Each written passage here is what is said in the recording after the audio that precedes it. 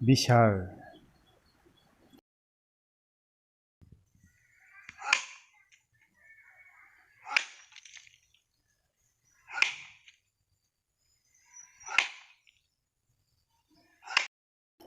ঐ কোন সেইটো? সোঁত নাই পোচ নাই পঞ্চায়তে সীমাৰ গছডাল কাটিছ সিঁহ। দিবাকৰৰ কথা পাকিত খন্তেক কোঠাৰখন ৰখাই ধনায়ো গৰজি উঠিল। মোৰ গছ মই কাটিছোঁ। ইয়াত কোনোবাই মাত মাতিলে গছ কটা দি দুচেও কৰিম বাপেকে। কি কলি? দুই ঘৰ সীমাৰ গছ কাটিছ, আকৌ মোকেই ধমক দিছ। আজি হয় ৰঙামাটি নহয় গুৱাহাটী, চাই ল। দিবাকৰে পথাৰৰ পৰা কান্ধত লৈ অহা গৰুখনৰ নালটোত খামুচি ধৰি ধনাইৰ ফালে চচা ল'লে। ধনাইও আজি ময়ো চাই ল'ম বুলি কোঠাৰখন টানকৈ ধৰি খোপনি পুতি ৰ'ল। চাওঁতে চাওঁতে দুয়োৰ মাজত কাজিয়াই আৰম্ভ হ'ল। ভাগ্য ভাল, কটা চিঙা হোৱাৰ আগতে গাঁৱৰে 2-4জন মানুহ আহি এক অঘটনৰ পৰা দুয়োকে বচালে। কিন্তু ঘটনা সিমানতে ওৰ নপৰিল। দুয়োকে বিচাৰ লাগে। কোনে গছজোপা পাব? কাজিয়াখনৰ বাবে কোন দোষী? কাজেই গাঁওবুঢ়াসহ গঞাৰ বিচাৰ বহিল। বিভিন্নজনৰ বিভিন্ন মত। কাৰো কথা কোনেও নেমানে। ৰাইজৰ কথাই বোলে ফটা জালে সমান। আকৌ চাওঁতে চাওঁতে মানুহখিনিও দুটা দলত বিভক্ত হ'ল। দুই দলৰ যুদ্ধং দেহি ৰণহুংকাৰ। মীমাংসাৰ বিপৰীতে গৃহযুদ্ধৰ আৱিৰ্ভাৱ হ'ল। বহিলে 2-4জনীয়ে নিজৰ নিজৰ আত্মীয় মানুহবোৰক আঁতৰাই নিয়াৰ বিফল চেষ্টা কৰিল। এনেতে হঠাৎ 2জনমান সতীৰ্থসহ ৰেঞ্জাৰ উৎপল নাথ ওলালি। অলপ অচিনাকি আৰু ভদ্ৰ মানুহ যেন ভাবি আটায়ে অলপ ভিতৰি ভয়ো খালে। অলপ শান্ত হ'ল। কোনোবাই বন বিভাগৰ মানুহ বুলিয়েই বেছিকৈ ভয় খাইছিল। তথাপিও ভিতৰি ভিতৰি উত্তেজিত হৈ আছিল। বিষয়টো ৰাইজৰ মুখৰ পৰাই গম পাই তেখেতে বৰ ভাল পালে। তেনে এটা বেয়া পৰিস্থিতিকে নাথে বিচাৰিছিল, য'ত ভাল পৰিৱেশৰ কথা কোৱাৰ সুবিধা হয়। উৎপলে আৰম্ভ কৰিলে। ছদা ৰাইজ, খন্তেক শান্ত হৈ বহকচোন। মোৰ এটা অনুৰোধ আছে। বহুতে গাঁৱৰ বিচাৰৰ মাজত আনে হস্তক্ষেপ কৰাটো ভাল পোৱা নাছিল যদিও সন্মানৰ খাতিৰতে আটায়ে বহি পৰিল। তেখেতে পুনৰ আৰম্ভ কৰিলে। আপোনালোকে বিচাৰ কৰিছে গছজোপা কাৰ? কিন্তু আপোনালোকে বিচাৰ কৰা নাই আমি মানুহবোৰ কাৰ। অৰ্থাৎ আমি কাৰ বাবে জীয়াই আছোঁ, কাৰ বাবে ৰ'দ বতাহ বৰষুণ সঠিকভাৱে পাই আছোঁ, কাৰ অভাৱত খাদ্যৰ বাবে, পানীৰ বাবে, বতাহৰ বাবে, বৰষুণৰ বাবে হাহাকাৰ কৰি সূৰ্যৰ উত্তাপত ছটফটাই মৰিব লাগিব। সেয়া হৈছে গছ-গছনি, হাবি বন। পৃথিৱীৰ সমস্ত জীৱৰ সৃষ্টিৰ মূলতেই পৰিৱেশ। বিজ্ঞানে ঢুকি পোৱাত বিশ্ব ব্ৰহ্মাণ্ডৰ কেৱল মাত্ৰ পৃথিৱীতেহে এনে পৰিৱেশ পোৱা গৈছে। সেয়ে আন ক'তো জীৱৰ সন্ধান পোৱা নাই। এই জীৱসমূহক দুটা ভাগত ভাগ কৰা হৈছে। এটা উদ্ভিদ, আনটো প্ৰাণী। প্ৰাণীভাগে পৰোক্ষ বা প্ৰত্যক্ষভাৱে উদ্ভিদৰ ওপৰত নিৰ্ভৰ কৰি জীয়াই থাকে। তাৰ মানে গছ-গছনিৰ অবিহনে আমি জীয়াই থাকিব নোৱাৰোঁ। আমাৰ সকলো খাদ্য উদ্ভিদৰ পৰাই পাওঁ।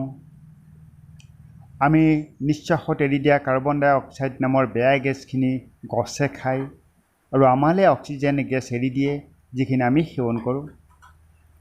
গছ-গছনি নহ'লে বৰষুণ নহয়, বৰষুণ নহ'লে খেতিপথাৰ বাদেই পৃথিৱীখনেই মৰুভূমিত পৰিণত হ'ব। বানপানী গৰাখহনীয়া ৰোধৰো এই গছ-গছনি একমাত্ৰ স্থায়ী উপায়। ইন্ধন আৰু ঔষধসমূহ বেছিভাগ গছ-গছনিৰ পৰাই আহৰণ কৰা হয়। কল কাৰখানাৰ পৰা ওলোৱা বিষাক্ত ধোঁৱাই বায়ুমণ্ডলৰ অজন নামৰ আৱৰণখন ভাঙি পেলাইছে। ফলত সূৰ্যৰ আটাইতকৈ বিষাক্ত বেঙুনীয়া ৰশ্মিভাগ পৃথিৱীলৈ সোমাই আহিছে।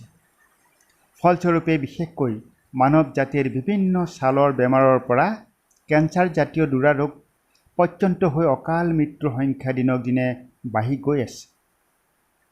ইয়াৰ প্ৰতিকাৰ কেৱল গছ গছনিয়েহে কৰিব পাৰে। আচবাব ইত্যাদিতো আছেই। মুঠৰ ওপৰত বৰ্তমান সময়ত জীৱকুলৰ বাবে আটাইতকৈ ডাঙৰ সমস্যা হৈছে গোলকীয় উষ্ণতা। ইয়াৰ প্ৰতিকাৰ উপায় কেৱল এই বৃক্ষ। আপোনালোকে গম পাইছে বছৰি বছৰি গৰম বেছি হৈ আহি আছে।